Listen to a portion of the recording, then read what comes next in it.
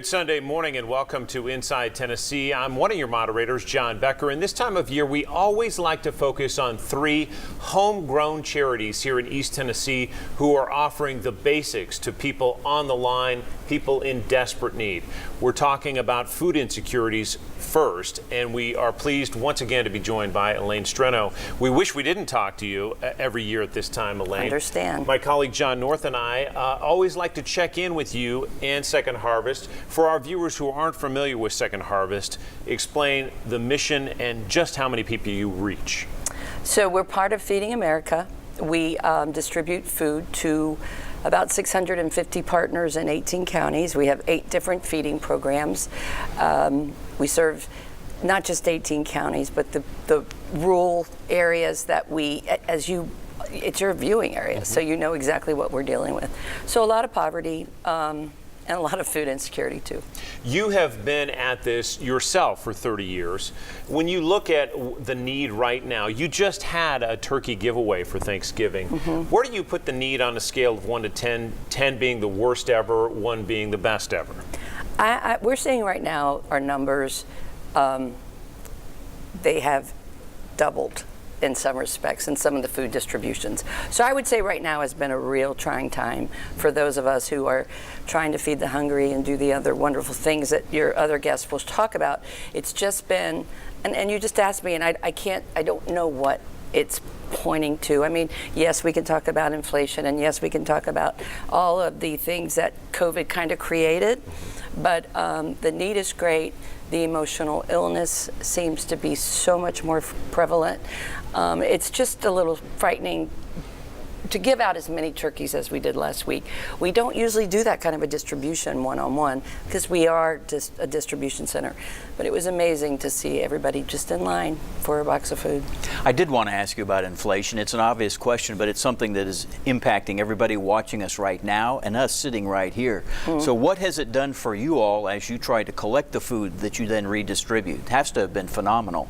Well, yes, a lot of the things that we purchased for the holiday season, we purchased last summer, and some of the prices had doubled. Turkeys had doubled way back in June and July when we're planning for these events.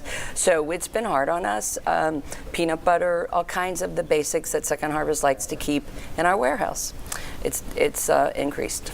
Second Harvest is marking 40 years. If people want to get involved with that organization, what's the best way? secondharvestetn.org, our website. We update it a lot. We talk about our mobile pantries. We've expanded those programs. You can volunteer. You can sign up for all kinds of events that we have at these mobile pantries to help us distribute food. And then, of course, donations. That's our bread and butter, and secondharvestetn.org is how you can donate.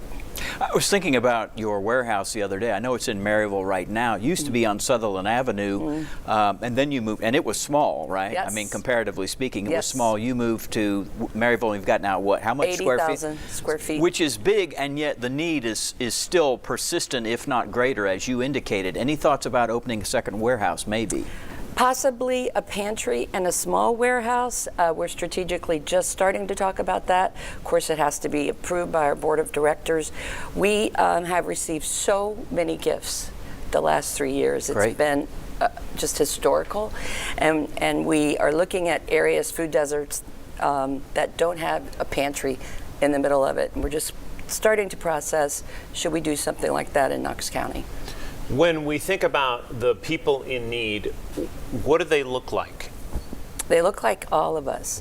We've expanded our staff, and we have all these new staff, and we're in that food distribution last week, and they are why are they driving such nice cars? Why are they this? Why are they that? And you kind of have to take a step back and say they could have just lost their job. They're retired. They weren't counting on taking care of their grandchildren. All of these things that we're all seeing.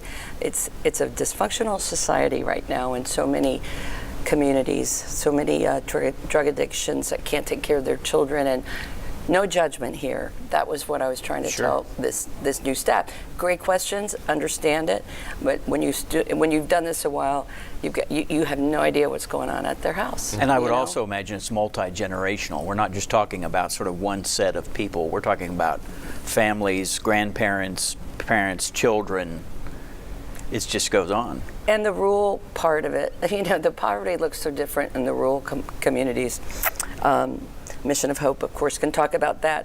And then in the urban areas, it's just, they all look different. We're so grateful to this community for the support. It's just been outrageous, and we can distribute more food, and we've increased our poundage, everything that makes us all so proud. But it's also very disheartening to not catch up. Why can't we catch up? And wish we weren't here at all. We want to put you out of business. Yes. What gives you hope, Elaine? I just think that the giving and the compassion of this community, and not just here, but across the country when COVID hit, and the news is so negative, and we received a historical number of gifts from people that could only give us $1 to, the very large gifts that we received. That keeps us coming back. People do care about each other. They really do. I wish, not your station, you guys do a great job, but it just seems in national media, and there have been so many tragedies, they need to talk about that people do really care about their neighbors. Elaine Streno with some really important perspective on this Sunday morning. We appreciate your time, and thanks for all of your great work at Second Harvest. Well, thank you guys. Absolutely. Double your giving for Second Harvest is December 8th. Keep that in mind, and we'll be back with another fundamental need, and that is healthcare with Remote Area Medical right after this.